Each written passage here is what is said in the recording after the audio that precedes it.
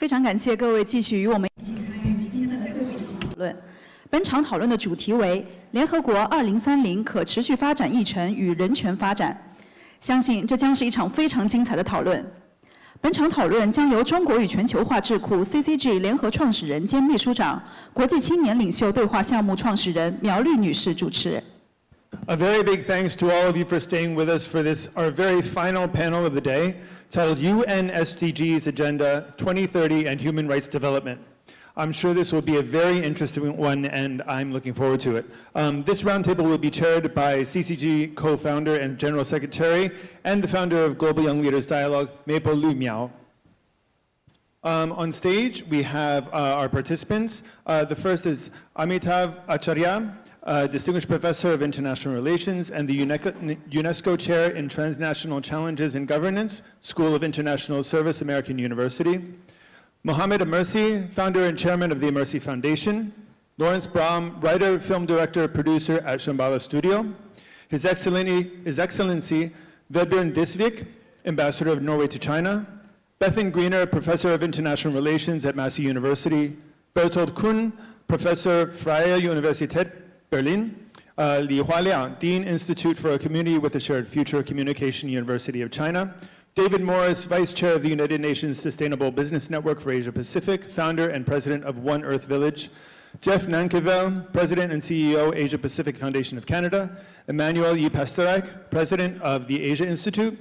Sambratha Shetty, Chief Operating Officer of the Synergia Foundation.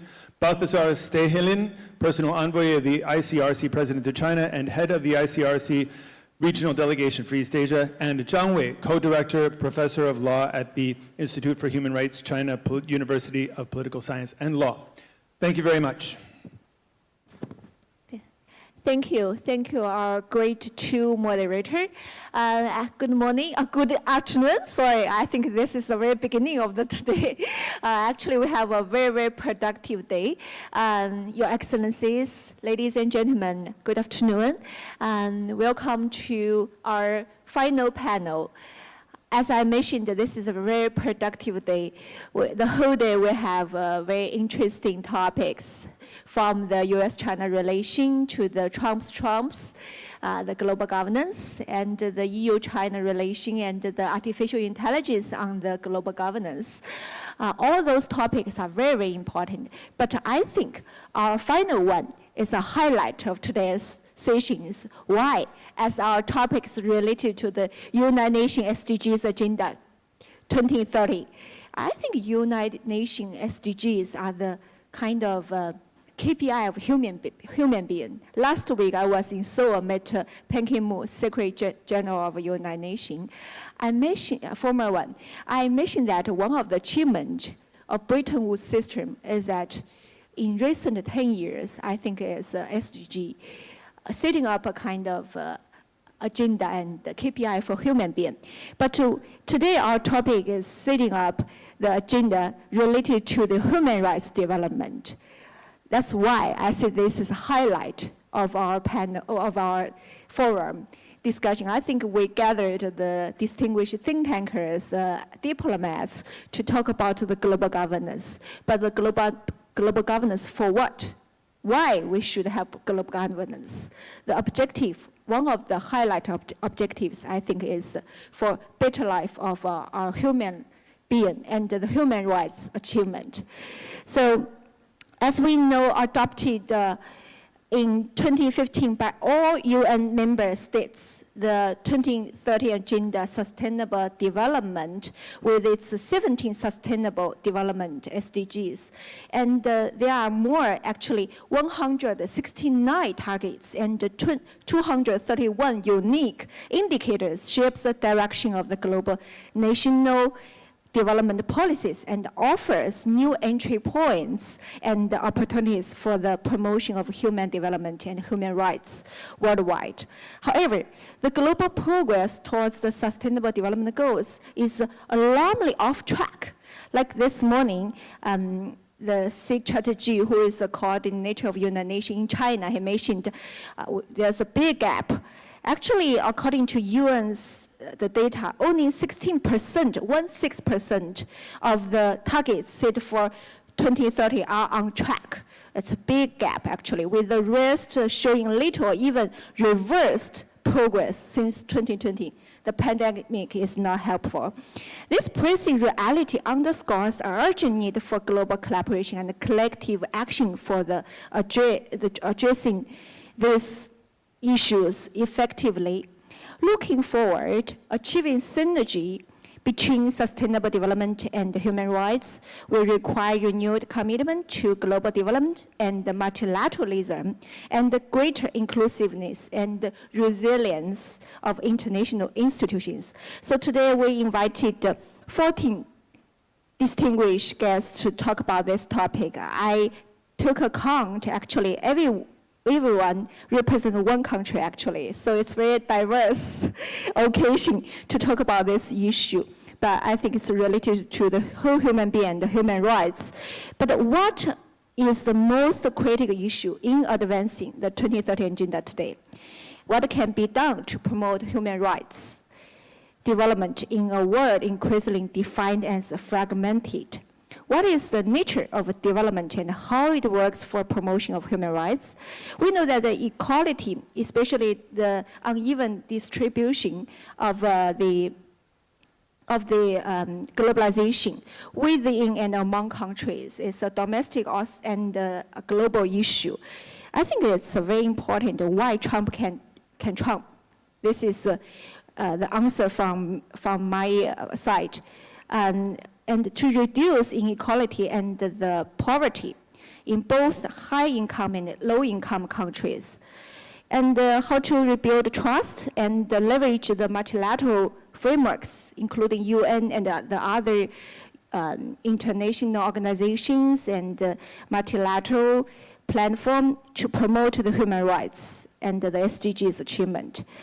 Final question, I think we can relate it to the China and the US, EU, and the Global South. What kind of cooperation and strategies we can do to achieve synergy in advancing the SDGs and the human rights? I think the SDG 17, each target, each goals related to the human rights KPI for the whole world. So I would like to invite each our panelists to talk about this issue, and I think everyone will have 4 minutes to talk about this one.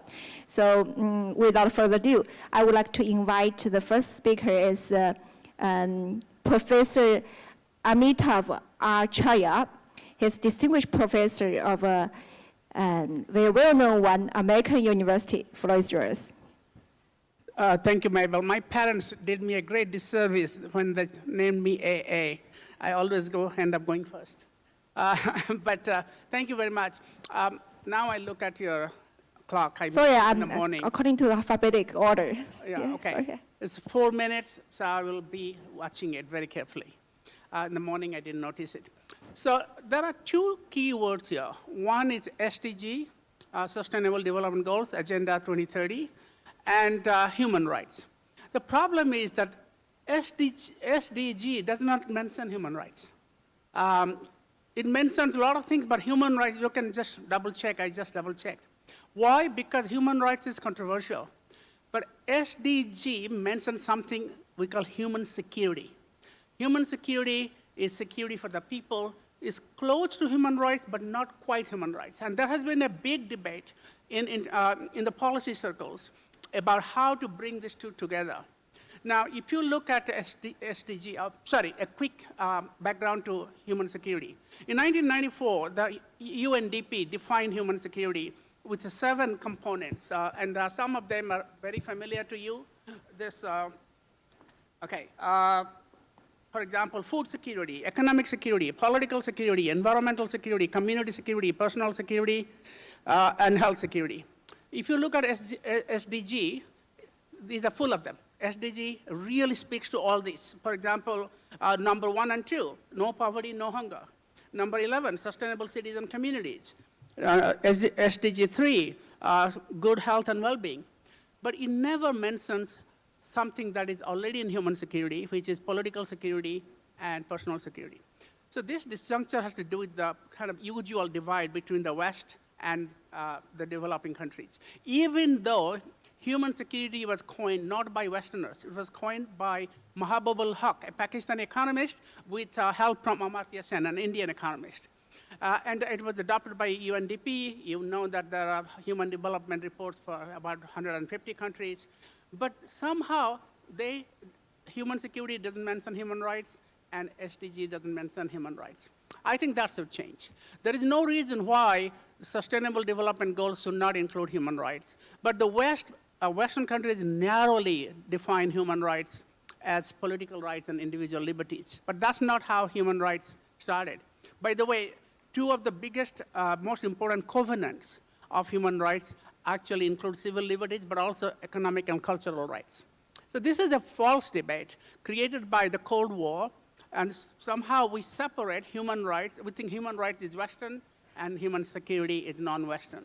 We need to, non-Western countries define human rights in sociocultural terms, even though they were the biggest champions of political rights. At a time when Britain and the United States were defending British colonialism, it was the developing countries, global South countries, that asked for civil liberties, asked for political rights.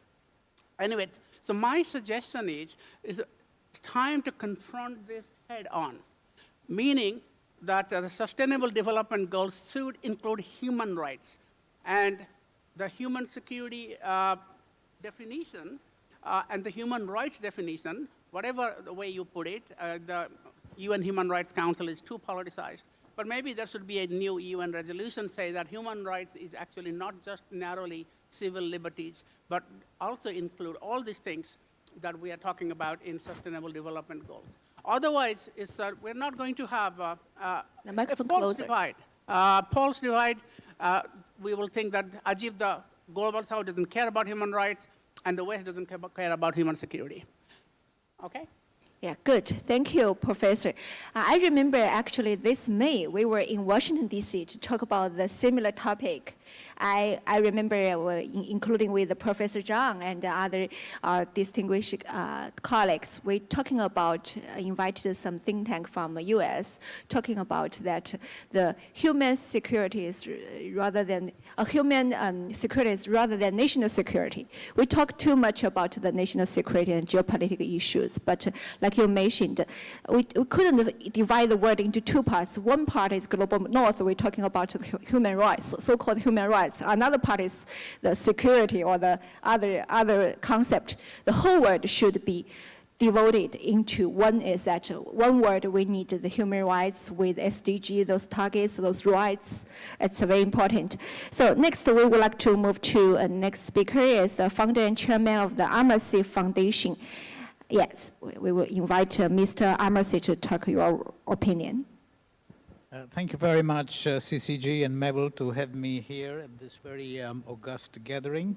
So for those that may not be fully familiar, the SDGs are 17 goals, each with numerous targets, all to be met by 2030. The SDGs are a succession to the Millennium Development Goals that were founded in 2000, but largely they were criticized by human rights organizations for omitting mention of various existing human rights obligations of governments and the manner in which the targets that they did set were de-linked from the relevant human rights standards. The SDGs are more ambitious, more clearly linked to human rights standards, and their universal scope ensures that all governments, all members of the UN carry responsibilities to, for example, ending poverty and inequality. Yet the problem with the SDGs is that they remain political commitments with weak systems to monitor a country's progress of meeting them and with no real accountability if they fail to do so.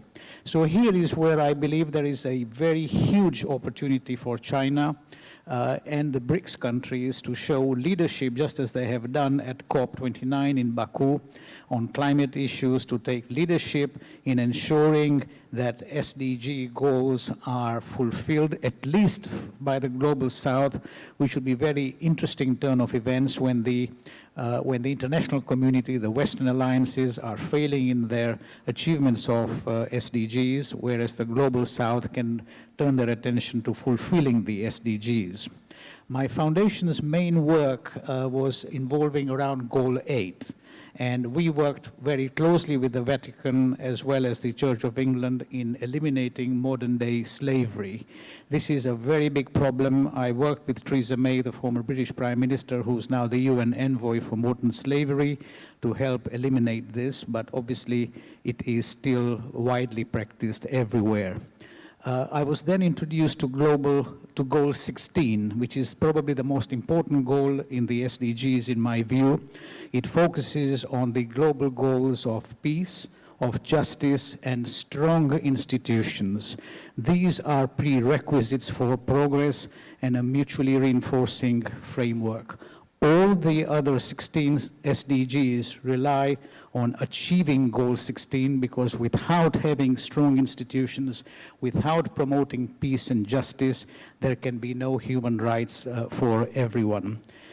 Goal 16 is very interesting, and I would urge you all to look at it because it sets out 12 targets and 23 indicators. Most of them are human rights indicators, and countries will be measured on how well they are able to perform on these indicators.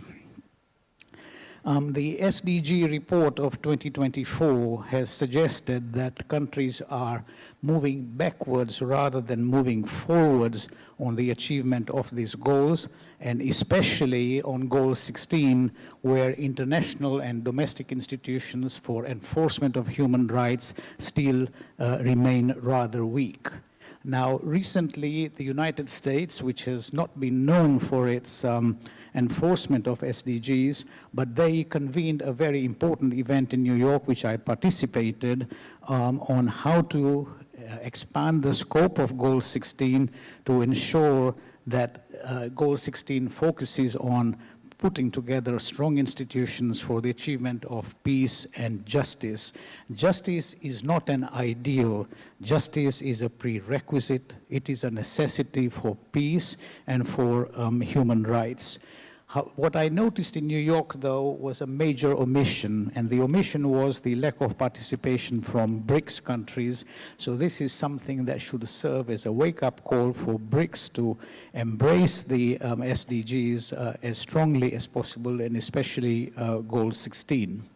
And my final point would be that this dialogue that the US convened is just a drop in the ocean, and as the UN Office for Access to Justice has underscored, that this dialogue is just the start. Goal 16 is a framework to promote peace and justice for everyone, and especially it is important, and our young people in the audience should make sure that they focus on this, because, you know, change is always difficult. You cannot change the world through one person, but you can change it for more than one person if you focus on change. And finally, it is very important that in this issue of promoting Goal 16, that there is embracing of prosecutors, of judges, of community justice systems, of lawyers, and of people who really want to help human rights issues in their domestic constituencies. So please, let's look at Goal 16 and try and see what we can do to promote universal human rights. Thank you very much. Yeah, thank you, Mr. Amarsi. You mentioned a very important goal as of promoting peace and justice. What you have done is related to that. Yes, it is very, very important. Later, maybe we have the young leaders from GYLD will impose question and raise question to our senior panelists, maybe mention this. According what this morning, the UN coordinator in China, he had a very eloquent speech. Some people echo the whole panels, including that he mentioned there need more than 4 trillion USD per year for achieving the SDGs in the future. It's a huge financial need. So what we can do, and I think the NGOs and the foundations and all those civil sectors are very, very important in the process to achieving the SDGs and the human rights protection. Thank you. The third one is our Mr. Lawrence Barham. And yes, it's your turn. So I'll talk about only one aspect of human rights, the right to water. If we don't have water, we ain't here. And the right to having, civilizations don't rise and fall on stock prices. They rise and fall on access to water. And so, back to talking about filmmaking, around 2002, 2003, we're making a series of films searching for Shangri-La. One of them was Conversations with Sacred Mountains. And what really was apparent was it seemed all indigenous people around the Himalayan area have a sacred relationship with snow-capped mountains, which is not superstition. It happens to be that their entire river systems, water systems, and agricultural systems come from that snow. And that then led to, Mabel, remember we had an organization called Himalayan Consensus, which was trying to bring together entrepreneurs together with environmentalists and policymakers to create the kind of foundations that would allow business and environmentalists to work together with solutions to keep the snow-capped mountains. At that time, I served on a panel with the former Iceland president, Grimson, and Shirin Topge, the prime minister of Bhutan, called the Third Pole, because for our region here, basically all the key river systems, Yangtze, Yellow, Salween, Brahmaputra, Ganges, Mekong, all of these systems come from snow-capped mountains. So how do we preserve the snow? And that became the priority. And so, we then moved into another project called Ecological Civilization. We proposed it to the Chinese leadership, to the State Council, that actually we need to shift the entire grid away from fossil fuels. So this is now about 80% of China's energy was fossil fuels, mostly coal at that time, and we need to shift it to green. And it made a lot of sense to the leadership for purely pragmatic reasons, because the cost of economic repair, or the economic cost of environmental repair, would be much greater than the cost of investing into new systems that would create new energy, and all the systems will change. You need to not only have technology advancements, this involves all big data, it involves new ways of training lawyers, it involves green finance. At the time, China did the first green bond, and now it's one of the biggest green bond financiers in the world. And so ecological civilization became the national policy. And by, I think, 2050, China will be 80% green energy. And actually, the the ecological civilization policy has been written into not only the national policy, but also into the Communist Party's own constitution, making it the greenest of all green parties in the world. So we talk about human rights, we talk about the right to clean water, clean air, it's food security, it's water security, it's health security. This is the bottom line with human rights. And just to sort of wrap this up, my session here, I'll give you a kind of a scene from one of our latest movies. And in this sci-fi movie, a tour group of a diaspora of children from around the world, you have African, you have Middle East, you have American, you have European, they end up being taken by a tour guide into the abandoned subway system at 42nd Street, New York, where archaeologists are looking at the graffiti and trying to decrypt the reason why ancient civilization suddenly disappeared. So on that note, that's the place we don't want to go. So I encourage ecological civilization and water as our first human right. Thank you, Lawrence, your great speech. Yes, like what you mentioned, the water issue is a typical one. Usually we treat it as a regional issue. It's a neighbor country's regional one, but it's not just related to regional or the geopolitical one. Actually, it's a human rights issue. It's related to all the people, all the living in this region, and it's a basic right for them according to the SDGs. Okay, next we would like to invite His Excellency Ambassador this week, who is the ambassador of Norway to China. We know Norway has done a lot of achievements for human rights and SDGs. So we would like to invite you to deliver your opinion. Well, thank you very much, Mabel. Regarding Laurent's intervention, I certainly hope that the graffiti of my youth is not being dug up to interpret anything. Would not be representative, is probably the word. Nice that you noted that Norway is a strong supporter of the SDG framework and also the human rights framework that we have to work within. The sad fact is that we are far behind schedule when it comes to the SDGs. We are not going to reach most of them, and on some of them we're even going backwards. Part of the explanation, of course, is COVID. Another part of the explanation is that we now have more wars than we've had in many years, and wars are both very detrimental to human development, but also one of the main sources of human rights violations. But this leads us to asking some big questions. I think there's a need for us to have more substantive, more concrete, more open debate about how we run our societies, how we run the world, how it is organized.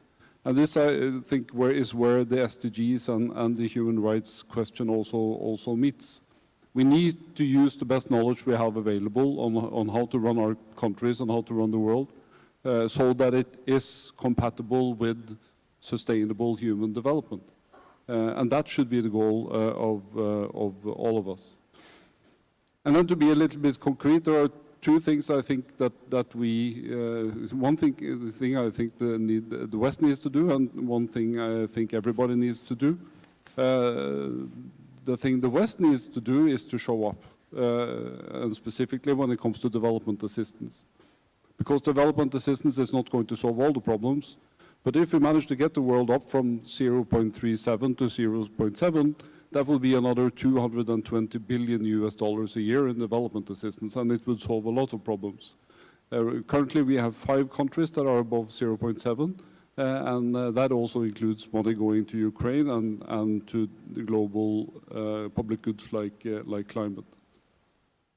And then the second thing I think we all should do is that we should bring our values everywhere we go.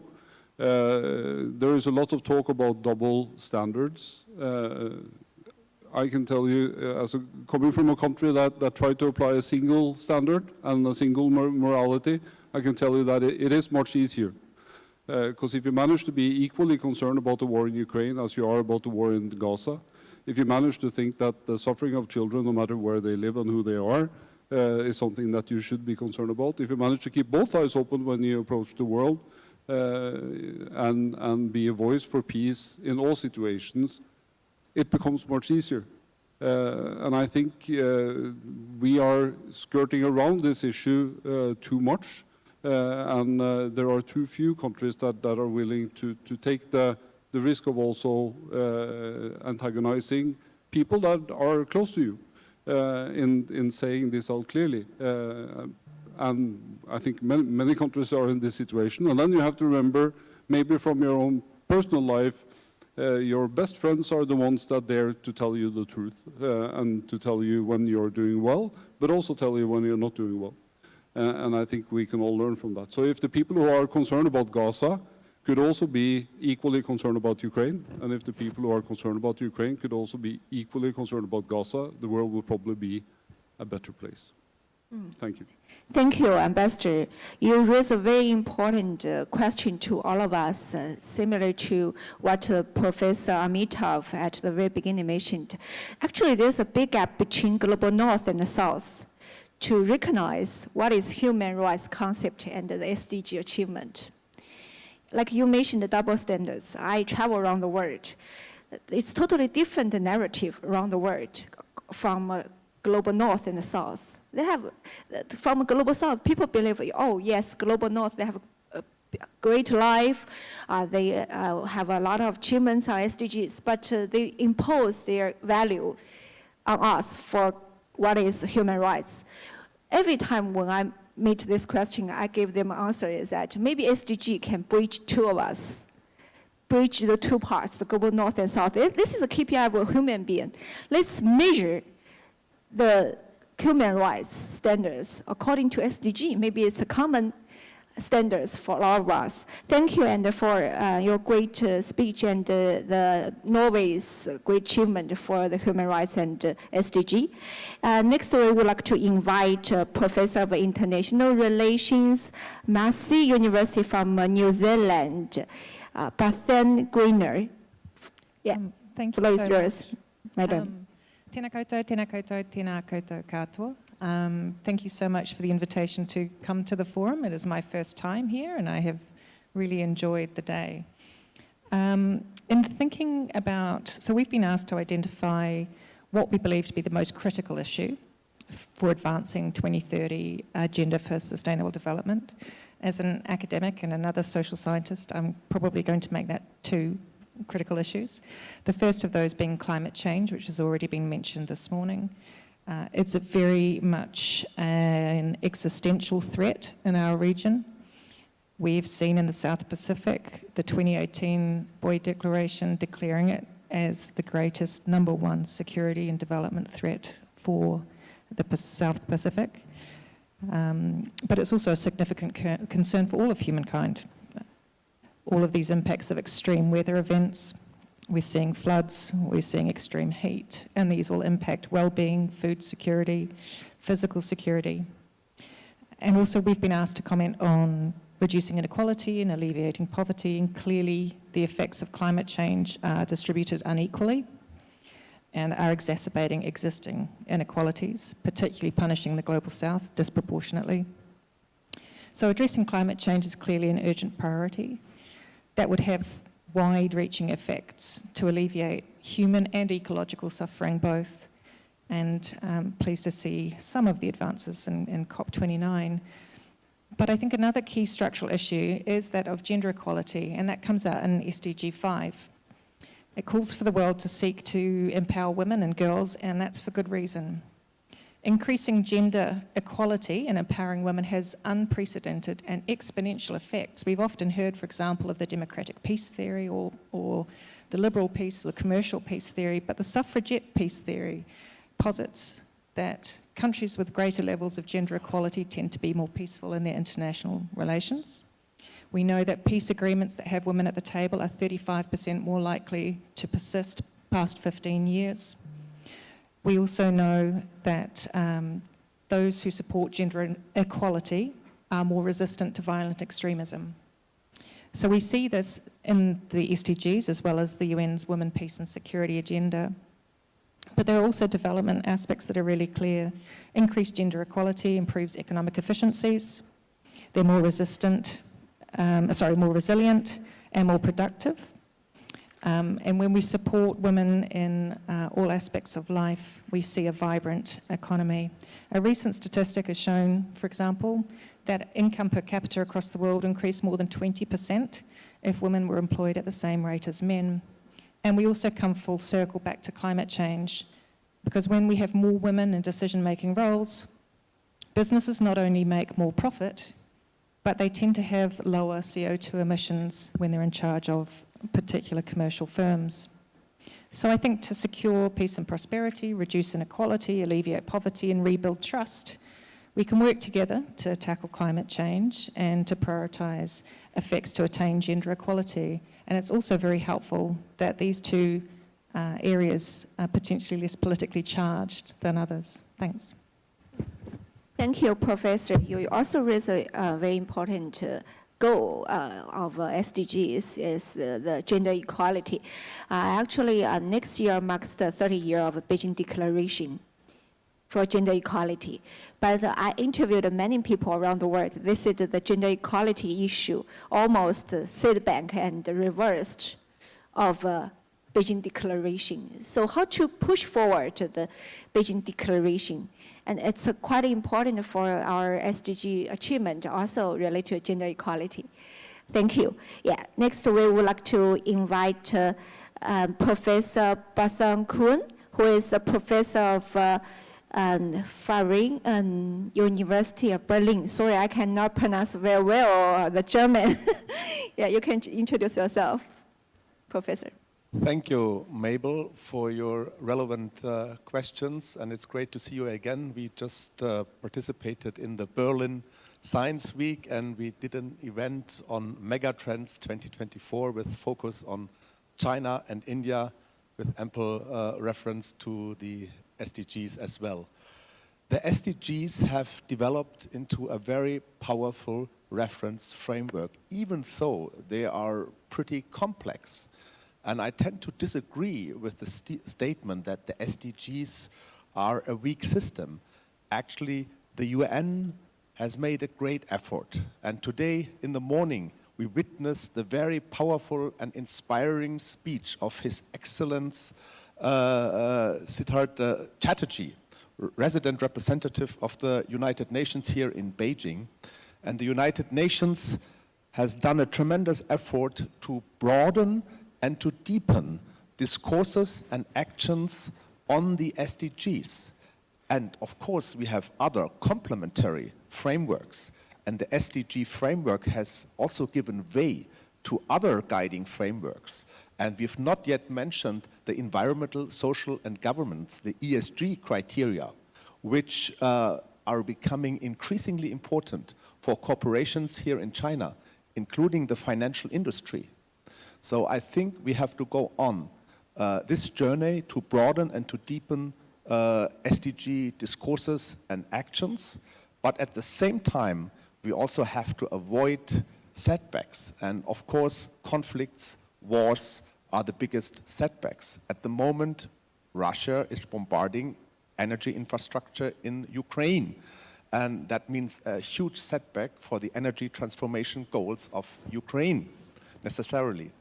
But let me still close with a positive note. I think there are so many actors now on board to further advance the SDG agenda, including the financial industry, so that I'm still optimistic that even though Trump might be a climate change denial, there are so many actors in the field helping us to further promote the SDG agenda. Thank you. Thank you, Professor. You saved 1 minute to us. Thank you. But actually, you also raised a very, very important topic, is that the sitting back of SDGs. The challenge, there are 4 challenges for our SDGs. Maybe later we can talk about more about the sitting back, what kind of challenge for the SDG achievement, like the Trump new administration, how their attitude on the climate change, and many SDG issues. So that's why at the very beginning I mentioned that maybe we should raise more questions about how to balance and get to the achievement to reduce the inequality in the low income and the high income countries both. So it's a big one. After all the international distinguished panelists, I would like to invite the Professor Li Huailiang, who is the Dean of the Institute for Community with a Shared Future, Communication University of China. Mr. Li Huailiang is Professor Li Huailiang is the Dean of the Institute for the Community with a Shared Future. I think this is, it means, from my interpretation, is towards shared future. It's another interpretation of SDG achievement, actually. So that's why I would like to invite you to talk about this. Thank you.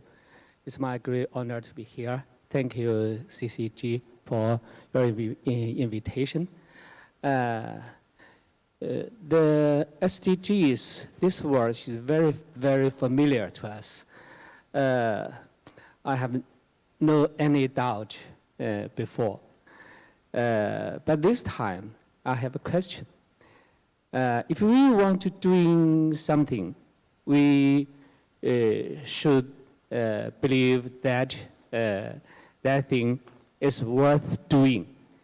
Now, is the sustainable development still worth doing? The answer is yes and no. Yes for most people, no for some people. The initiative of sustainable of SDGs was brought up in 2015. At that time, we are at a time of globalization. Leaders from the world have some basic common beliefs, some consensus. For example, presidents from the US, for example, President Bush, President Reagan, President Clinton, and President Obama, all they believe the market economy and free trade.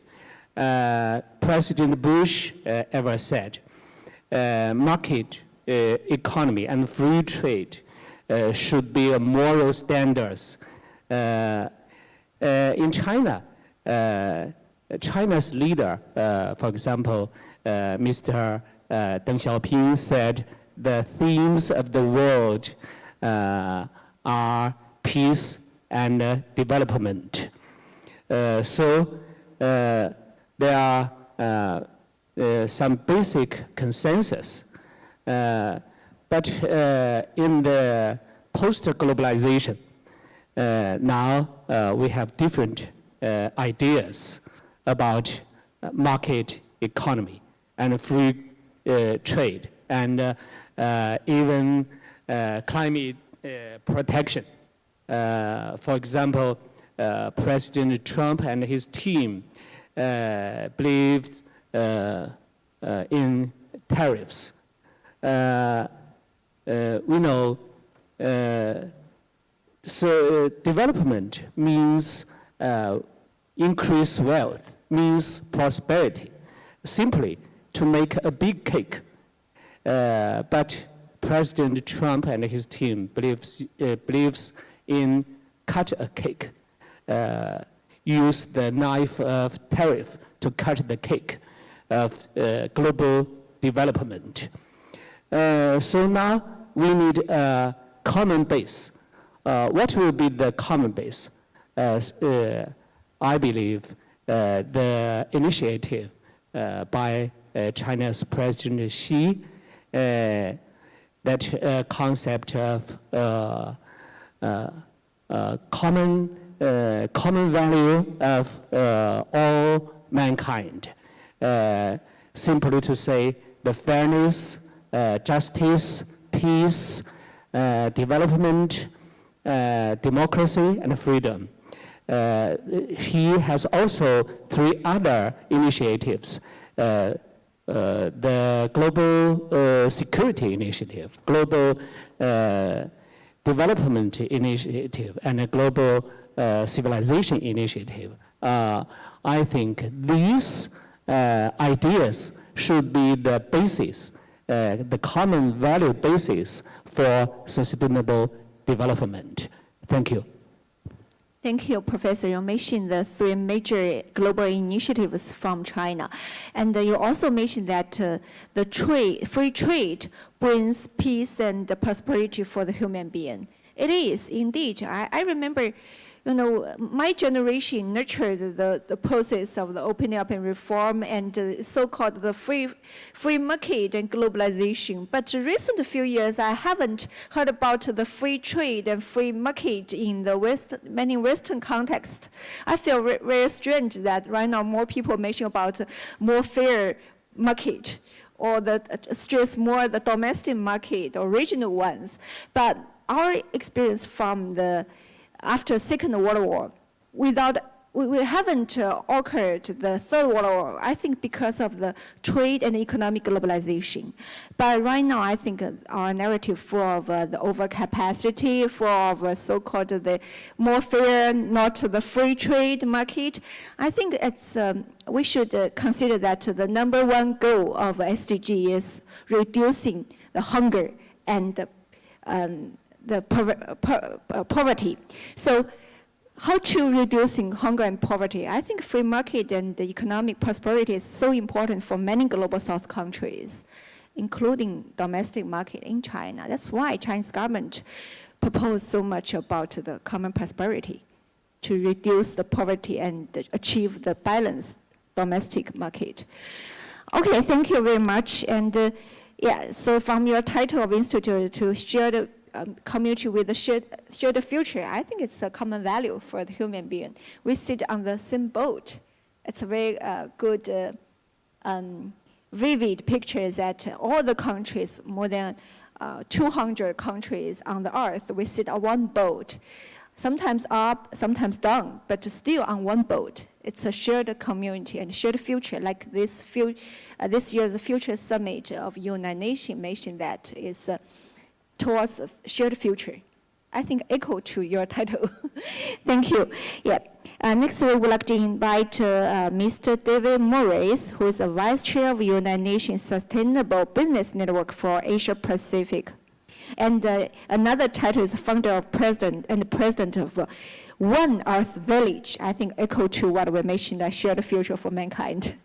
Thank you very much, Mabel, and I'm so pleased that I can follow that comment that you've just made, actually, because you're absolutely right that we've learnt the lessons over the last few decades. The world has learnt lessons about economic openness, that if the more we reduce barriers to trade and to investment and to movement of people, the more we prosper. And we know that here in East Asia more than anywhere else. And so the retreat into ethno-nationalism, populism, protectionism is, we know, a recipe for economic failure. We know it from the 1930s, we know it from many other periods in more recent history as well. And so I'm an optimist. I think those countries that are erecting more barriers are learning that it doesn't work. And I think we'll see that perhaps it's much more about chest beating and it's much more about negotiating outcomes than an actual philosophical belief in erecting barriers. But it's more than just economic development. We've realised now, finally, after 29 COPs, for example, and after more than 3 decades of scientists warning us about the threats to our planet's survival and our standard of living is under real threat, our human existence in large important parts of the world is under such threat that our lifestyles, our economies, our societies are at risk. So we don't just need economic development, we need sustainable development. And we've tried in the last years to engender a new discussion. I've been wearing this SDGs badge for the last 6 or 7 years, and you know what? 9 out of 10 people ask me, what is that? They don't know. So it's not just a PR failure by the United Nations, but the United Nations is the sum of all its members. We haven't shifted our minds. We still talk all day. We've had a great day today, by the way. Congratulations to Mabel and Henry. It's been such an interesting day. But we talk about geopolitics. We talk about trade and tariffs, and sustainable development comes at the end. And this is perfectly normal, by the way. It's not a criticism. This is the way that all of our narratives are happening all around the world. We put sustainable development at the end of the day. It's like an afterthought. Now, I'm optimistic because you know what? With the young generation, sustainable development comes first. So we're all too old on this panel, I think, at the risk of insulting a couple of people who certainly look much younger than me. But if you are talking to young people, and I just had a workshop with young leaders in Bangladesh this time last week, and you know what? Sustainable development for them was #1 priority. This is in one of the poorest countries in the world. You could have expected them to be focused only on economic development, but they know that their future requires not just local action, but global action on sustainable development. So young people understand this. We've got to change our mindset. We have to, when we're talking about technology, we need to be talking about rolling out technologies as fast as we can for the green transition. And congratulations to China for rolling out solar cells and wind towers and electric vehicles, by the way. So countries putting up their barriers against these things are missing the point. The point is that we need to be rolling out these innovations faster, not slower. We need to be reducing the barriers and actually making this rapid transition. And if China's going to lead the way on that, that's actually a very good thing that should be welcomed. At the end of the day, I'm going to conclude, I know I only have 12 seconds, but we really do need the next generation. Our generation has missed the boat. The next generation, it's over to you guys, and I'm glad we have these global young leaders in the room. We need to come up with a new mindset that really does put humans and the environment first.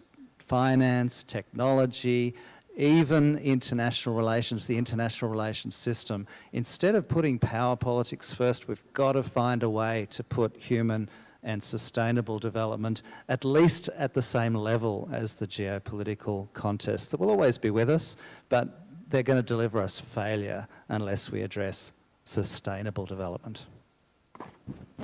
Thank you, David. Yes, that's not just the free market or the trade. We should have the sustainable ones. This is also the core value of SDG, sustainable development goals, right? So next we would like to invite Mr. Jeff Neckenville, the President and CEO of Asia Pacific Foundation of Canada. Yes, please. Thank you very much, Mabel. And I fear being overexposed today because it's the third time I've been up here.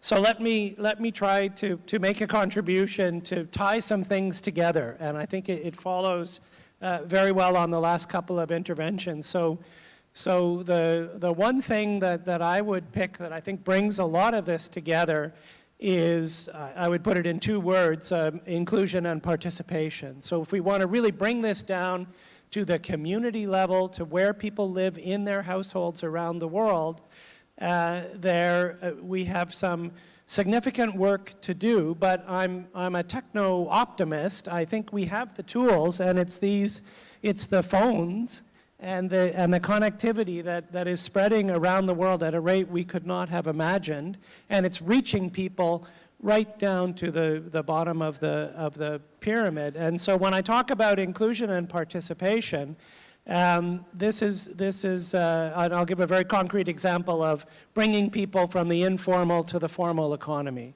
In the poorest countries, these are the places where you have the largest proportion of citizens, of residents, who are not in the formal economy. And we know we have excellent examples around the world using mobile phones, using internet technology, e-formalization, they call it, to bring people into the formal economy. I was at APEC in Lima. We were hearing fantastic examples from Chile and Peru that have very high levels of informality, of tools that are bringing thousands and thousands of people into the formal economy. And once they come into the formal economy, that's when they have better access to education and health services and social services and the things that enable them really to maximize their potential as fellow human beings. And there are places, including large countries like India, that have developed amazing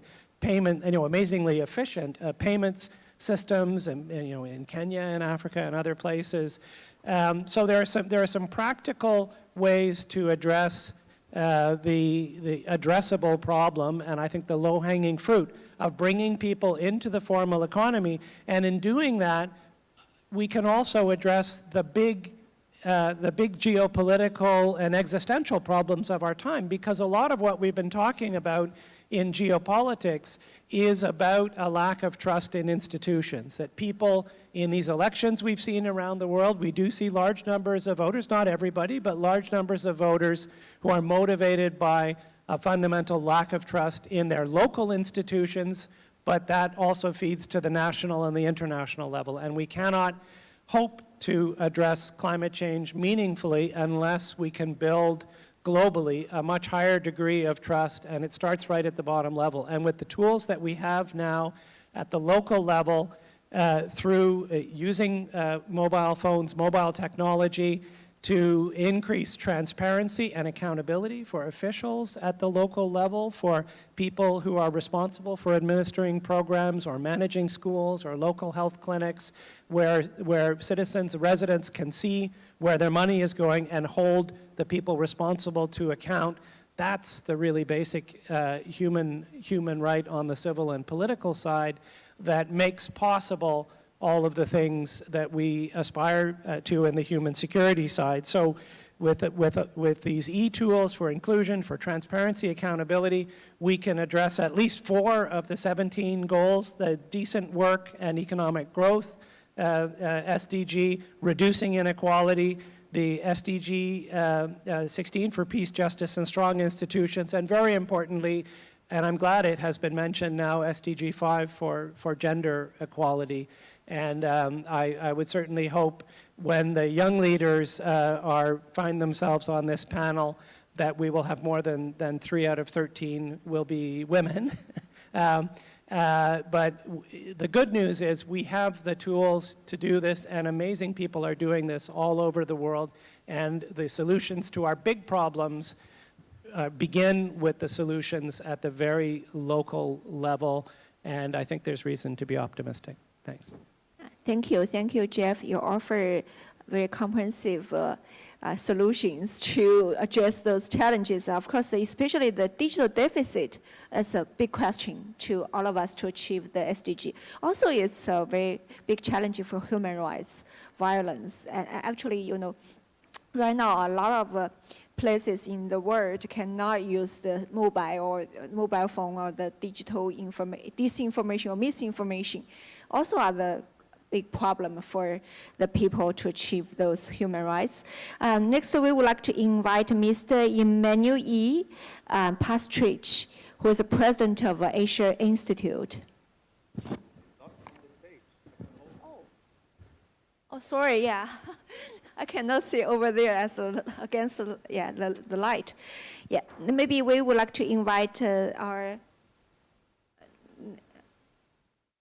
next speaker is Sambartha Shetty, the Chief Operating Officer of the Synergio Foundation.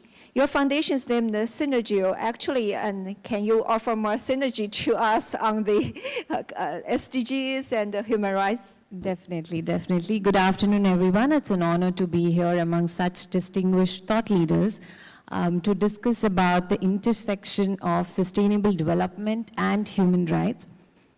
The 2030 agenda is not just a blueprint, it's a moral call to action. And like Mabel mentioned, it's very sad to see the statistics that only 16% of the targets are on track. And this demands for recalibration of strategies and renewal of our collective will.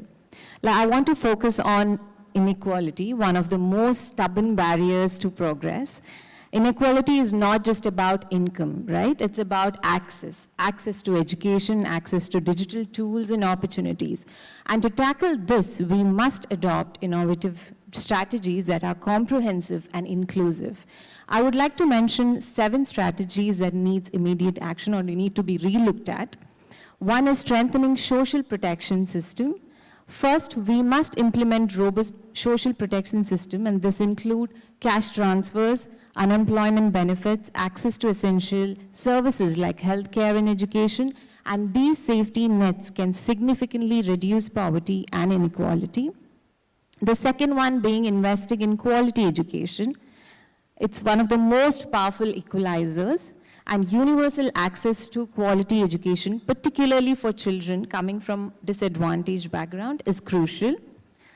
Promoting financial inclusion, I think this was already spoken by Jeff as well. Financial inclusion is another critical area, enhancing access to financial services for marginalized groups through microfinance initiatives and digital banking solution.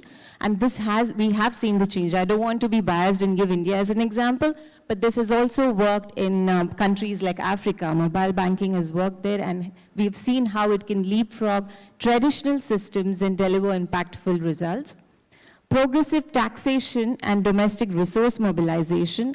In high-income countries, progressive taxation policies ensure that higher earners contribute fairly, and this can fund social programs aimed at reducing inequality. Simultaneously, low-income countries can focus on resource mobilization by reducing tax evasion and ensuring adequate financing for public services. Fifth one is enhancing labor rights and fair wage. one of the other important things is strengthening labor rights and implementing fair wage policies is the key to addressing income inequality. Investing in infrastructure development, we must invest in transportation, energy, communication. This can connect underserved areas to markets, education, healthcare, and this also will reduce regional disparities. And last but not the least, this has already been touched upon by Bethan and as well as Jeff, and me being a woman, I think I would like to emphasize it more, that's promoting gender equality. We must also prioritize this by enforcing equal pay laws, providing childcare support, which is one of the most important, ensuring women's access to education and healthcare. Empowering women is essential to bridge economic and social gaps. So in my closing remark, I would like to say tackling inequality is not about charity, it's about justice. And by adopting these innovative strategies, we can create a world where everyone, no matter which background they come from, which socioeconomic background they come from, we all have the opportunity to thrive. And I think it's an economic necessity, it's a moral imperative that we all should work on with urgency and determination. Thank you. And I'm on time as well. Thank you very much. You have a wonderful speech. Yes, a lot of those. Actually, at the very beginning, I felt not so optimistic. But when you deliver a lot of questions, also deliver many solutions, make me more optimistic than when I was very beginning. Next, we would like to invite the personal envoy of ICRC President to China, head of ICRC Regional Delegation for East Asia, Balthasar Stendhlin. Thank you very much, Mabel. Thank you, CCG. Great pleasure to be here this afternoon on such a distinguished panels. I think previous speakers have alluded to the alignment between the SDGs and human rights and how they overlap de facto. And of course, the important quest for leaving no one behind. Yet millions of people live in contexts of fragility, conflict, violence. And for them, this vision is extremely distant in their daily reality. And the challenges to achieving SDGs in these contexts are absolutely immense. I saw projections by the World Bank that by 2030, nearly 60% of the world's extreme poor will reside in these kind of fragility, conflict, and violence-affected contexts. And I think that can't leave us indifferent, because armed conflict disrupts the very foundation of sustainable developments. When crops are destroyed, hospitals bombed, agricultural land rendered unusable, the social fabric of societies torn apart, it is extremely difficult to achieve these sustainable development goals. And they set us back massively. The ICSC, as an organization mandated by states under the Geneva Convention to work in these situations and try to offer protection and assistance to affected communities, sees firsthand the disruption that armed conflict brings about. And we actually count currently 120 situations of armed conflict. Some of them are different constellations on the territory of one state, so it's not necessarily 120 states. But it is absolutely massive, and they are protracted, often lasting more than 30 years, with political solutions relatively difficult to achieve in a geopolitically divided world. So armed conflict and fragility and our concern, what we do with that, must, from our perspective, be at the very center of the concern, because these are the most left behind. And of course, you could on one hand sort of say, is that now cause for despair? But I think there's a number of clear action that can be undertaken and must be undertaken. And the first one is really respect for international international law, which is the law of armed conflict. We are not talking about human rights in the sense that human rights go much further, but the international international law, it's very simple. It's the distinction between civilians and military targets. It's not bombing hospitals, it's not killing civilians, raping women. We are talking really about not attacking medical missions. We are talking about very easy rules that are actually present in all cultures. There's no culture I have ever encountered that doesn't have these rules that were codified in the mid-19th century in its midst. And what we need to have is a culture of compliance with with these rules that is not opportunistic and only addresses your enemy, but really is directed to everybody. We're very happy that China joined a group of 6 states that together with the ICC will try to foster this culture of compliance, and of course is open to all high contracting parties to the Geneva Convention. The other thing is that humanitarian actors, of course, have to intervene together with development actors in these situations. Development actors don't normally go to some of these fragile contexts. It's difficult, it's not under state control often. The instruments don't work, but we need to find ways where in the spirit of basic services to the people, humanitarian actors and development actors can really work hand in hand to at least have a minimal of basic services delivered to the populations. Finally, I would sort of say if we have better respect for international humanitarian law, we have also greater chances of societies to heal, to reach out, to leave conflict behind, whereas if we have total war without any limits, I can assure you that it will be almost impossible to make peace, and these situations will remain with us for decades and will thwart any chance to achieve the sustainable development goals. But it can be done if we work hand in hand. Thank you. Thank you, sir. And what you mentioned reminded me that a few weeks ago I was in Berlin, in the Berlin Foreign Policy Forum. Your ICRC President, Madam Spolialitz, she was there and delivered a very sad speech, actually. When she mentioned, you guys mentioned a lot of sovereignty, territorial integrity, those very important value. But at the same time, meanwhile, the individuals, those humanitarian corridors were blocked by many people. We couldn't open that for the kids, for the women, for the individual rights, the human rights. But of course, ICRC has achieved a lot of assistance to the human rights on the earth and at all the occasions when the individuals meet the human rights issue. So I think it's a very important topic today. We mentioned many times that human security is rather than national security.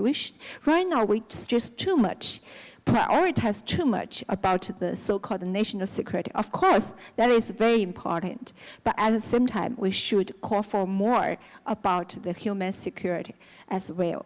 So last but not least, I would like to invite Professor Zhang Wei, who is a co-director, professor of law at the Institute for Human Rights, China University of Political Science and Law. Professor Zhang. Thank you, Dr. Miao. And I would like to thank you thank the CCG for organizing this very important forum for several years. I first came last year, and I realized it's becoming a very important forum for exchange of knowledges for the past years. Today, I would like to actually talk about the promotion of knowledge of sustainable development goals and also human rights. And I want to emphasize on the exchange of the knowledge. Our university has been working very actively in the field of human rights for the past over 30 years' time. And we actually benefit from this kind of international exchange a lot.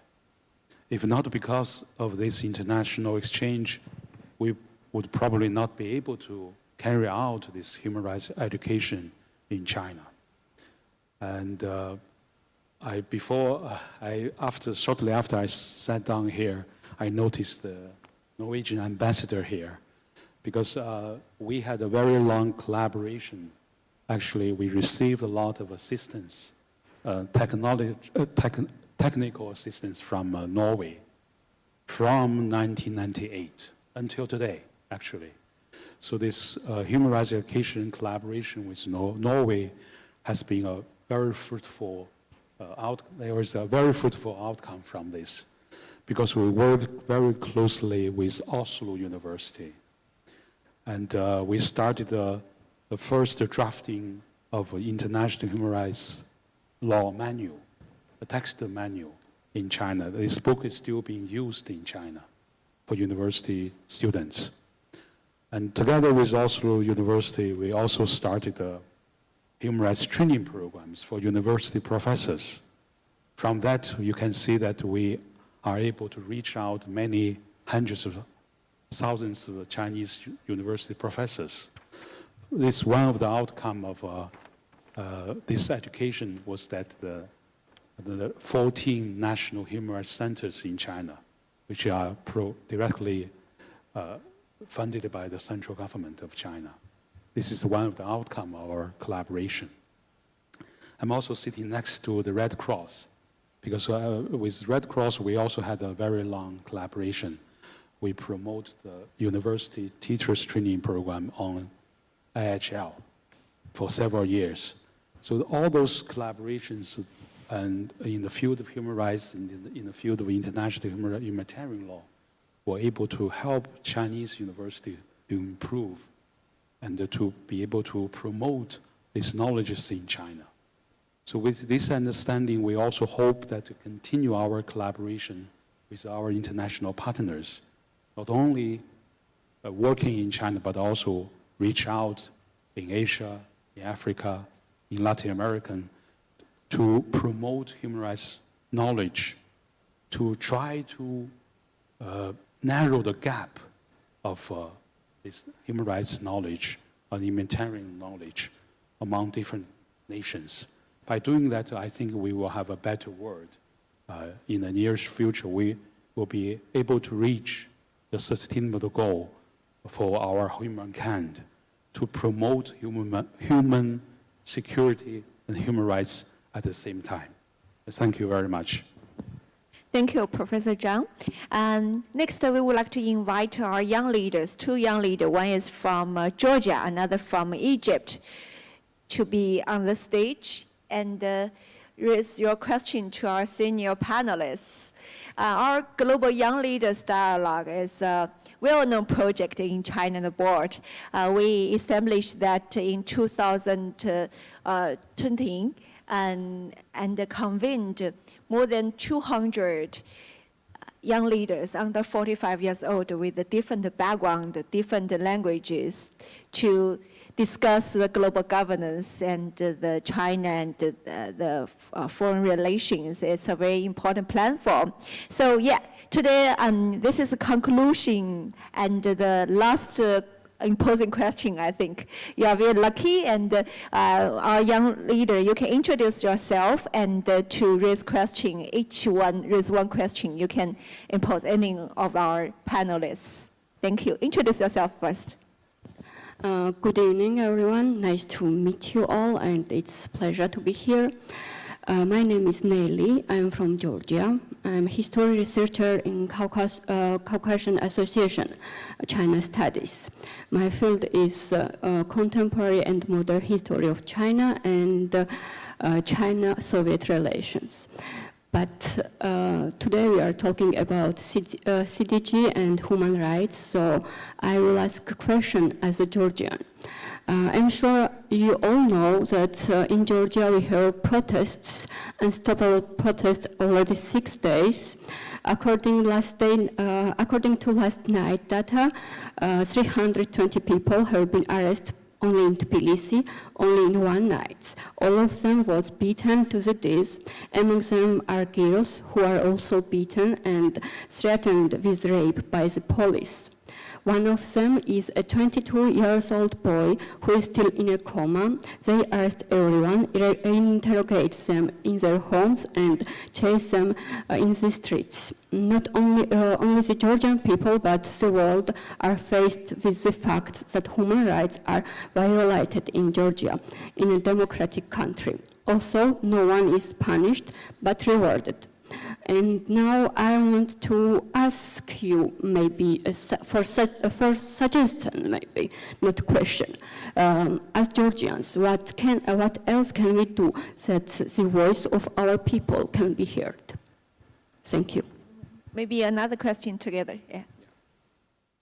Thank you so much for the invitation. Thanks for the insightful comments. This is Islam Al-Halawani. I'm from Egypt.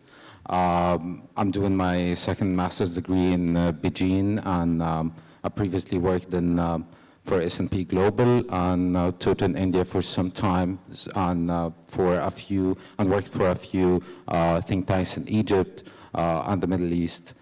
So I'm very much concerned with what the SDGs represent for the global south or developing countries, however we name it.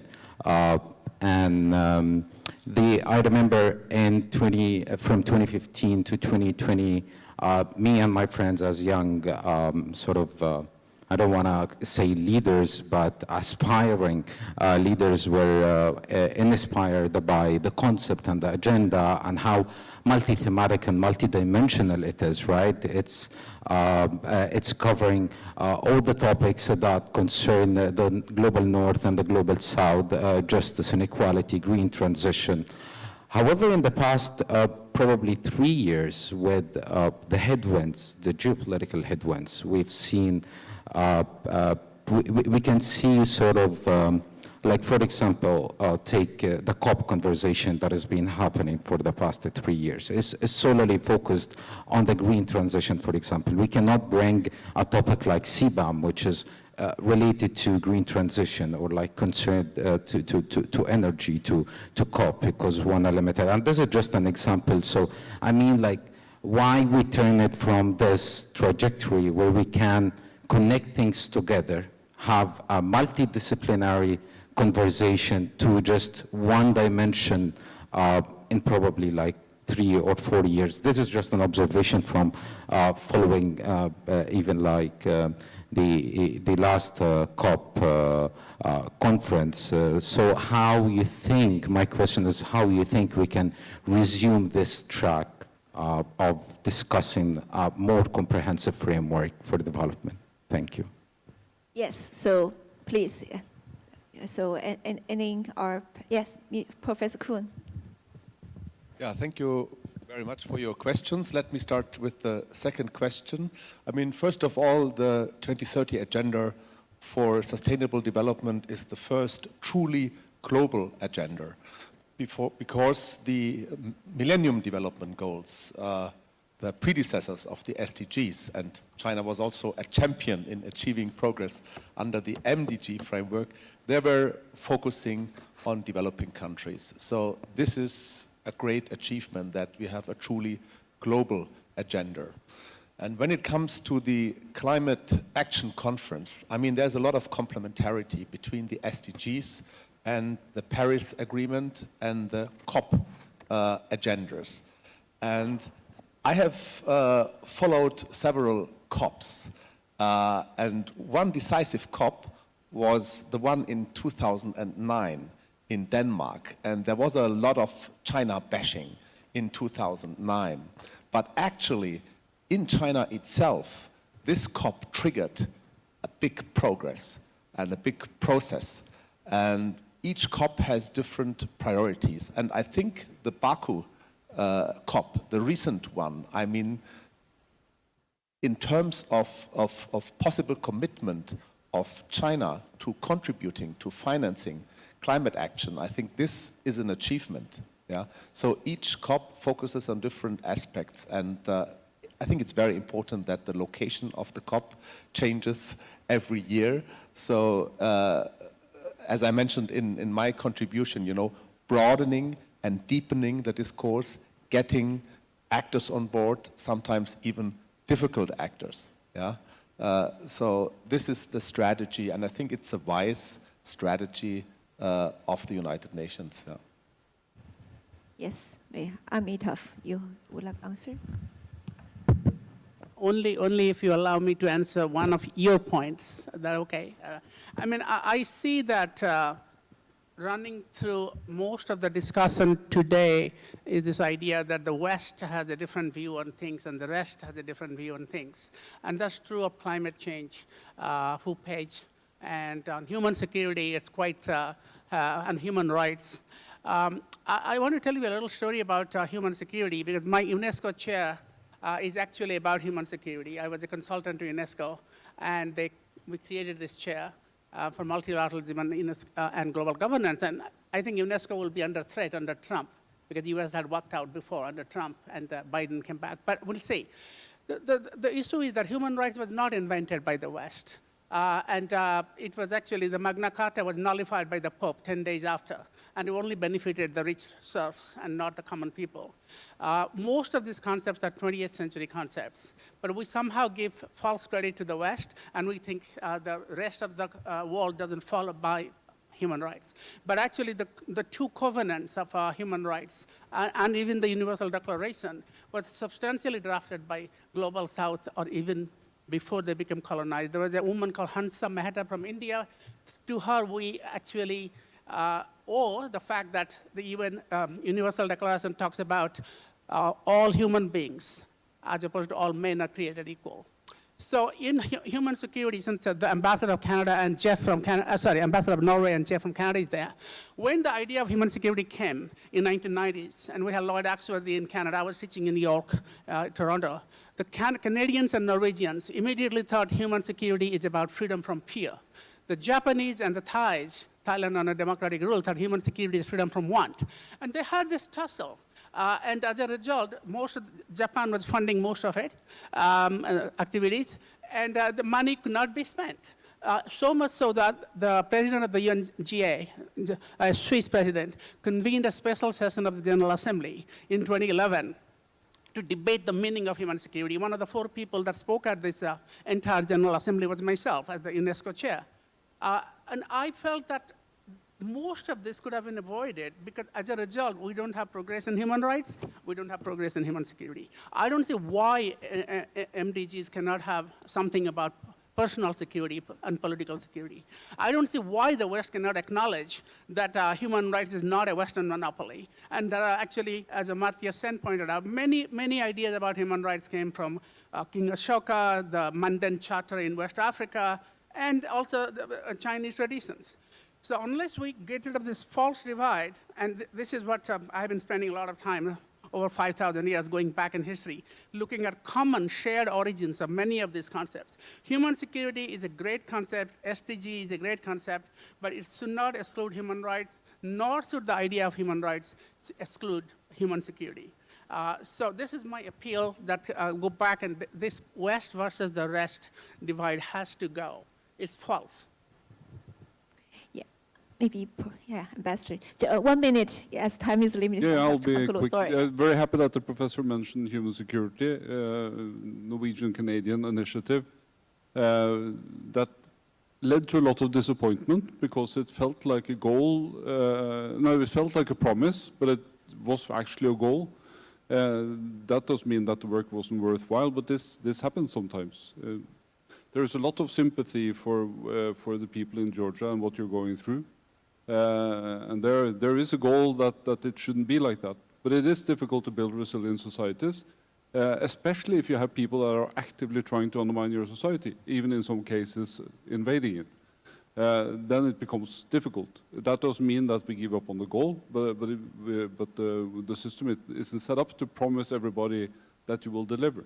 And it's the same about climate change and the work we do to stop it and to mitigate it and to compensate for it. I think we are trying to do a lot of things and look at it holistically. There is a lot of funds being put in, but that doesn't mean that we can promise that we will fix it. It is a goal, and we are working intensely to try to reach it. But it is very, very difficult. And with everything that we've been talking about today, probably the biggest challenge we are facing as humanity. I mean, the cloud is, the earth is also always going to be fine. It is us living on it who are in trouble. And this is the biggest challenge we're facing. But if we keep on bickering about all the other things we've been talking about today, we're not going to have the energy left to solve the biggest challenge we're facing. Thank you. Mr. Amasi, maybe you end one sentence. Can you? I was going to respond to the question on Georgia. So the way I look at the situation is that there are 2 or 3 elements that are at play here. If I was a Georgian, I would say, let me look at the situation in Ukraine at the moment. And Ukraine wanted to join EU, wanted to join NATO, Russia tried to stop it. And this game is not yet over. So from a timing standpoint, if I was a Georgian citizen, I would say, what is the urgency to push today in light of what is happening in Ukraine to join the EU? The Prime Minister has not said we will not join the EU. He has said he will suspend membership discussions until 2028. So it's not a long time to wait for things to calm down a little bit before progressing this discussion. And whenever there is protest, I'm a believer from the Indian example of Mahatma Gandhi that silent protest has the most effect as opposed to violent protest, because violent protest begets violence when people in power have the capacity to kill at large without having to be accountable. And my third point is that this is, at the end of the day, a situation where the president is pro-EU, Salome, I forget her name, is it Zabarashvili? Yes, so she is pro-EU, the Prime Minister is Irakli, he is pro-Russia at the moment, and what the people of Georgia are caught is the fight between these 2 people. So she is leaving her position at the end of December. Maybe things will calm down, and there will be definitely a time, maybe 6 months from now, when the discussion can be resurrected, when things are a bit calm. Yeah. Thank you, Mr. Amassi. I think the world full of the uncertainties and turbulence. We can see a lot of issues happened in Georgia, in South Korea, many places. So at this moment, as a causing of the human being, I think we should call for the collective action to address those challenges. We don't want the world divided into different networks, blocks, or more fragmented. We really need to addressing those challenges, taking the collective actions, like this morning the UN representative mentioned that.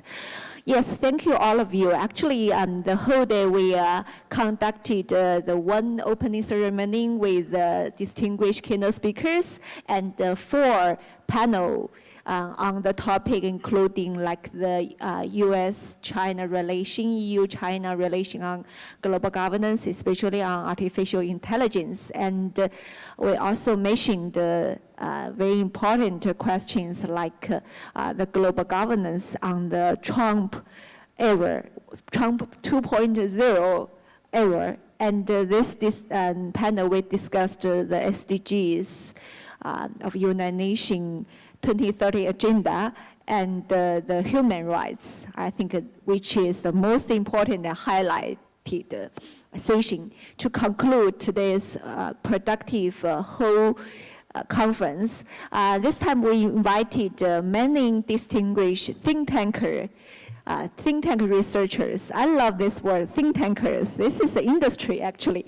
So we, every year in the past 9 years, we consistently organize this innovation summit. I think innovation summit, not just for the industry, innovation is for the world to call for the collective actions to addressing SDGs. I told Mr. Pan Ki-moon that SDG is the KPI for human being. We already had the KPI, but how to achieve that? It's a question. We are not the people without wise, but without wisdom, but why we are not so wise to achieve the KPI, voted by more than 190 countries collectively. But so I think think tankers, we should do something together. And looking forward, I think CCG, we are the largest non-governmental think tank in China. We try our best to continue our work, call for more collective works, especially from a think tank industry, to do something for the world, for the better life, the betterment of human being with dignity, with sustainable development. I think this is our goal I think in the future for global governance should and inject the think tank industry, the achievement from the think tank industry.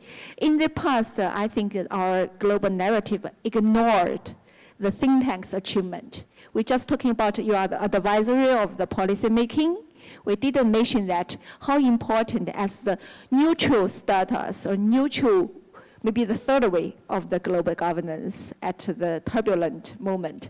Thank you all of you. I would like to say thank you our global young leaders from more than 15 countries, and we selected 26 from 140 ones directly fly from outside China, overseas, and there are more than 200 guests participate in our events. I think more than half are the foreign guests convened in China. Many people told me and gave me the feedback, today is a productive one, and with so many foreign factors in China, I think this is the convening power of think tank industry and the convening power of Chinese think tankers.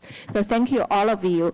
And last but not least, I would like to appreciate all our supporters of our events, including our partners from the Friendship Association and the Academy of China and World Studies, and the Adana Foundation and the Global Solution Initiatives, and many other close partners around the world. Thank you all. And tomorrow, we will have a Global Young Leaders Dialogue. I think tomorrow will be another productive day. That day is for young leaders. I think echo what we're talking about is a shared future for human being, and also towards to the shared future, especially the hope of young leaders. Thank you, all of you. Appreciate that. Thank you for your participation.